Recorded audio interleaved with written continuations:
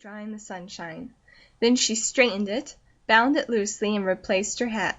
She tugged vainly at the low brown calico collar and gazed despairingly at the generous length of the narrow skirt. She lifted it as she would have liked it to be cut if possible. That disclosed the heavy leather high shoes, at sight of which she looked positively ill and hastily dropped the skirt.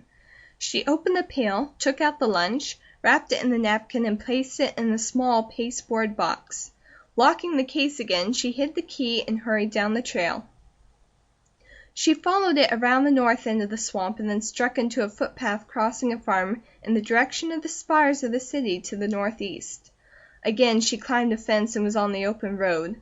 For an instant she leaned against the fence, staring before her, then turned and looked back. Behind her lay the land on which she had been born to drudgery and a mother who made no pretense of loving her.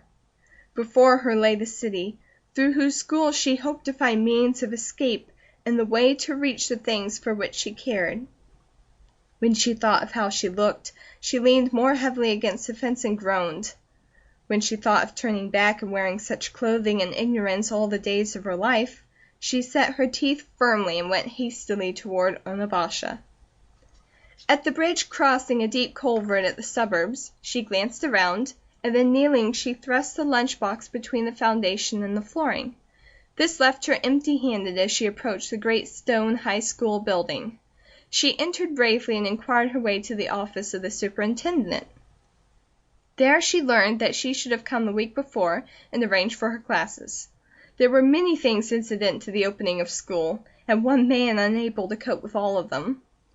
"Where have you been attending school?" he asked, as he advised the teacher of the cooking department not to telephone for groceries until she saw how many she would have in her classes, wrote an order for chemicals for the students of science, and advised the leader of the orchestra to try to get a professional to take the place of the bass violist, reported suddenly ill. "I finished last spring at Brushwood School, District No. 9, said Elnora. "I've been studying all summer. I'm quite sure I can do the first year work if I have a few days to get started." Of course," assented the superintendent. "Almost invariably country pupils do good work. You may enter first year, and if you don't fit we will find it out speedily. Your teachers will tell you the list of books you must have, and if you will come with me I will show you the way to the auditorium. It is now time for opening exercises. Take any seat you find vacant." He was gone.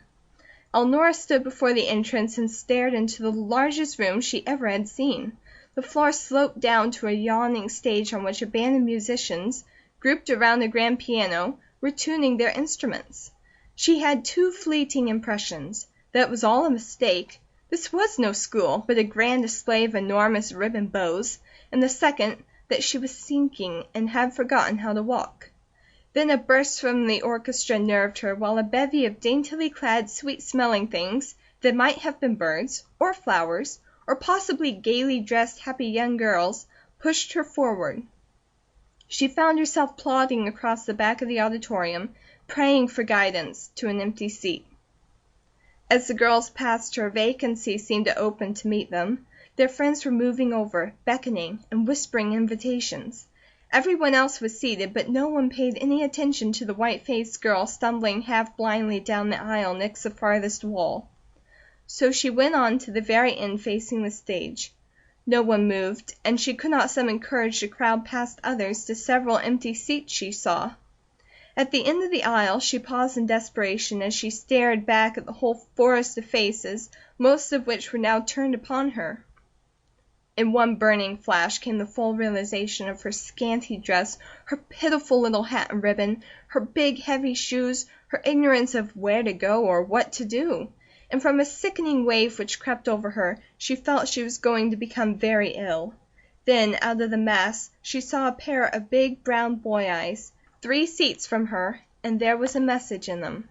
Without moving his body, he reached forward and with a pencil touched the back of the seat before him.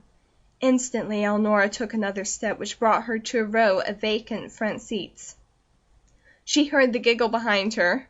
The knowledge that she wore the only hat in the room burned her. Every matter of moment, and some of none at all, cut and stung.